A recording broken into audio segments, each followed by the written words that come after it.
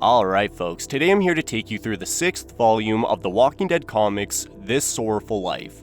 If you haven't seen my videos covering the previous volumes up to this point, I'd highly recommend checking those out beforehand, as I will not be reintroducing the characters that we first met in those installments, which may lead to some confusion as the comic differs quite a bit from the show, but I will give you a small recap of the last chapter before we get started to get you on track. Now, this volume sees the Governor arc continue in full swing as Rick, Michonne, and Glenn remain imprisoned within Woodbury, while the Madman continues his reign of torment while searching for the prison.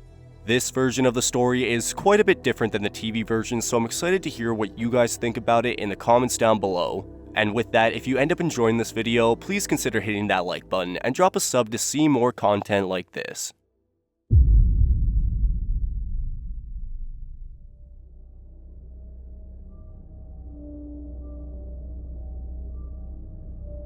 After spotting a helicopter crashing miles away from the prison, Rick, Michonne, and Glenn would set out in hopes of finding survivors among the wreck. But once arrived, they would discover somebody else beat them to it, as a heavily armed group in a nearby town known as Woodbury had claimed to have already escorted them back for medical treatment. And once inside their gates, the three would come face to face with their leader, a man calling himself the Governor who would initially come off as friendly, before cutting Rick's hand clean off in a show of power before taking the three prisoner.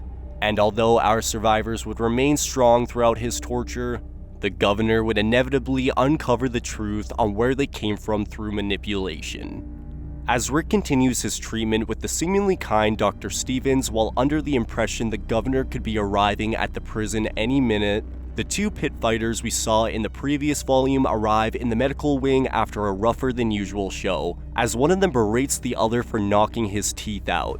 Which, fair, they don't exactly have dentists anymore.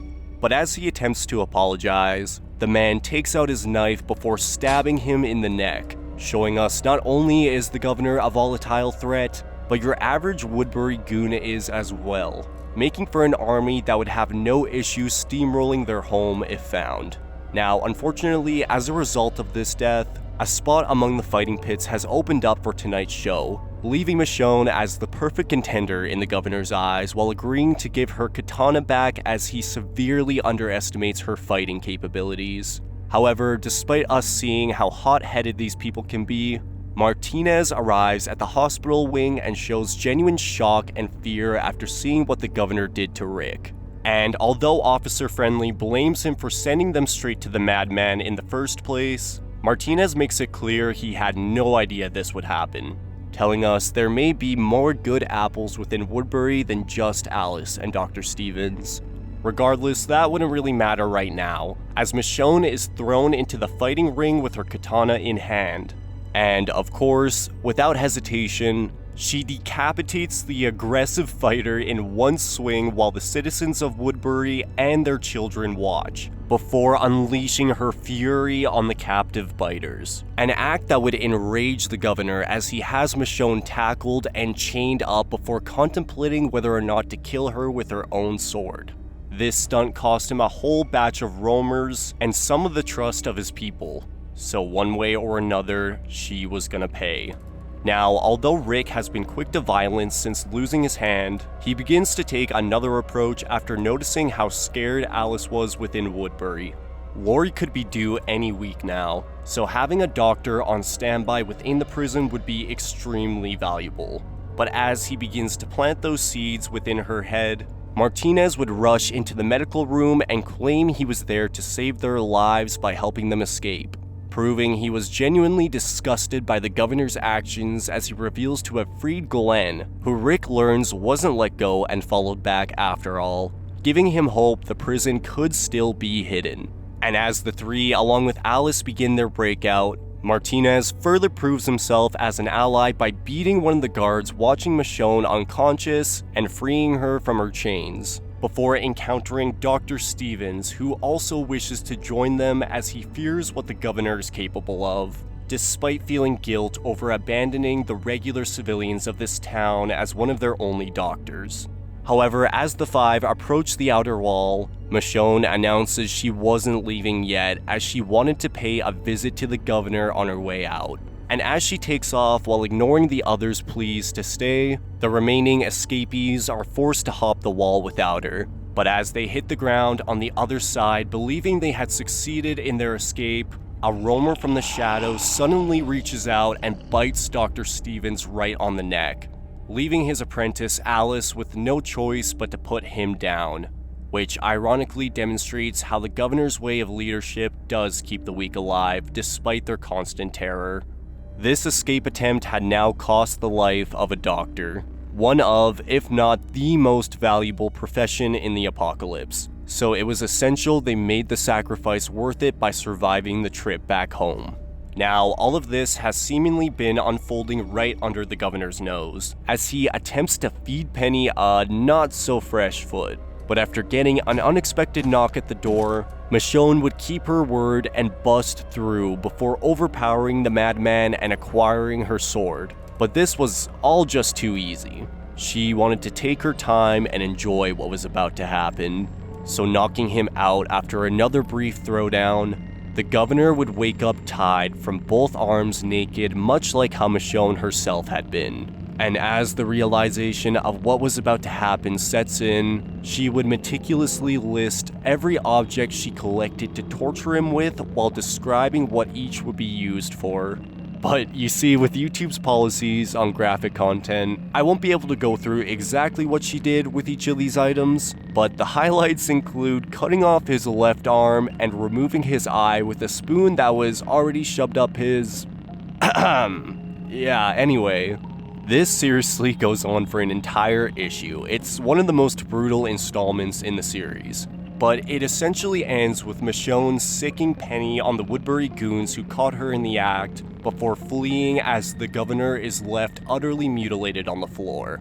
The show version makes it quite clear this conflict wasn't fatal, but the comic is a lot more ambiguous as he lies on the floor in a mangled mess while the Woodbury goons question if he's alive. I'm honestly not sure which version of the conflict I prefer. On one hand, the revenge feels much sweeter in the comics given how physically brutal the governor was to Michonne. But on the other, the show's version feels much more emotional as Penny's death is its catalyst, and their characters are written with much more depth. I don't know, I like both versions for different reasons. Let me know which you prefer in the comments down below. Thankfully, Michonne would make it out of Woodbury alive and reunite with Rick and the others at the helicopter wreckage. But when pressed on the outcome of their confrontation, Michonne isn't able to give a straight answer on whether the governor was dead or not, implying this fight certainly wasn't over. But at least for now, they were out of the woods. Well, not actually, because they still needed to literally make it out of the woods back to the prison in one piece, where the newcomers get a chance to discuss where they were when the world fell along the way while covering each other's backs from the dead. That is, until they are swarmed by their sheer numbers, leading to a frantic escape as they finally make it back to the car in one piece. And on their way back, we get a small moment I really like where the group discusses the different names they come up with for the dead, with Glenn arguing a difference between roamers and lurkers as some show different characteristics, while Alice believes that's just silly, as they all bite, so they should just be called biters. Which, touche. We don't get many moments in the comics where our characters really observe the dead's behavior, so it's nice to point it out when it comes up. But finally arriving back at the prison's outskirts, Rick and company would be horrified to discover the entire interior completely overrun with the dead, with the first thought being the forces of Woodbury made it back before they did. But after Glenn crashes the car in a panic and knocks himself out trying to find Maggie on the inside, Andrea and Dale would be alerted to their presence outside the RV before informing them the dead got in because they forgot to close the gate when Tyrese came back last chapter. Guys, come on. Regardless, after fighting their way inside the main building, our survivors would finally be reunited again for the first time in many issues, but with the shock of Rick's hand stopping Carl in his tracks and the presence of new allies among them, the others would be left with a whole lot of questions on what happened out there. But right now, the most pressing concern was to clear the courtyard of the dead, which Tyrese demands Rick sit out from now that he is disabled and a liability for getting bit. This is the first moment Rick really realizes how much he won't be able to do now that he lost his hand. But thankfully, with the addition of Martinez to their community, they had a little more muscle to help around. Although Otis had gone missing outside the prison during the chaos and hasn't turned up since. So I guess technically they're still down some help. But either way, within a matter of days, the combined efforts of our survivors would have the courtyard cleared and secured. But as the bodies are burned, Glenn rushes out demanding they refrain from setting the females ablaze as he has something he wants to look for. Which just makes Tyrese and Axel look at him like he's gone nuts from being out there too long. But in time, we learn he was actually searching for an engagement ring among the bodies, as his near-death experience has made him realize there is no time to wait for happiness in this new world. And after asking for Herschel's blessing, Glenn would propose to Maggie in a much-needed happy moment among the horror. And although Michonne is heavily struggling with her actions as Andrea observes her speaking to herself from afar once again, the outing wasn't for nothing as Alice assures Lori the baby sounds healthy while discussing ways to assure a safe and easy birthing process. And despite it being an awkward discussion, Rick and Tyrese finally make up following their fight all those issues ago, putting to rest their animosity as Rick asks where to find Martinez to introduce him to Carl, with Tyrese admitting he wasn't sure where he was, as he hadn't seen him in hours since he was out there helping move the bodies, which leads to Rick suddenly storming off in a panic before hopping in the RV, believing they have been played as Martinez is discovered sprinting back to Woodbury in a field.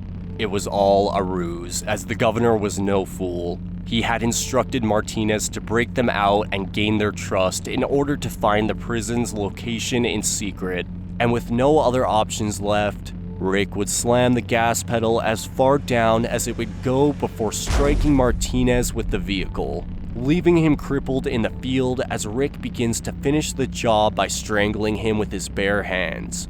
Or hand. All while claiming the governor was the animal here, not him.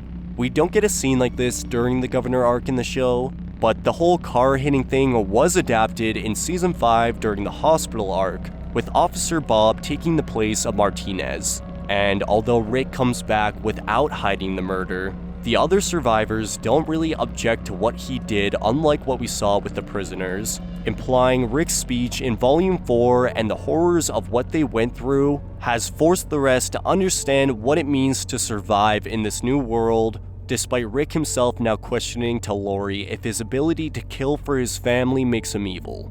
But there is no time for self-doubt right now, as the facts are clear. It could be days, weeks, or months, but one day the forces of Woodbury will find them and attack, regardless if the governor was alive or not. And since they are refusing to give up this fortress, it's time to prepare for the inevitable conflict coming. Alright folks, and that was The Walking Dead Volume 6. As you can see, the story is quite a bit different than what we saw in the show, but still hits the same beats to keep the plot progressing forward. I absolutely love the Martinez twist. He does such a good job convincing the characters and the reader he's on their side, so I wouldn't be surprised if some of you didn't see it coming. But for me, the biggest difference between both versions is just how brutal Michonne's mutilation of the governor is in the comic. Again, once it's all said and done, the characters aren't even sure if he's still alive. But spoiler alert, if you've somehow avoided any information about this entire franchise for the last 20 years, he, in fact, is still alive and will now have his heart set out on vengeance. But who even is the governor anyway? Where did he come from, and how did he become so brutal in the first place? Well, I guess you'll just have to wait and see for when I cover Volume 7 and elements of the novels in my next video. Hey, wait, come on, stop that. But that's gonna do it for me today, folks. As always, thank you so much for watching.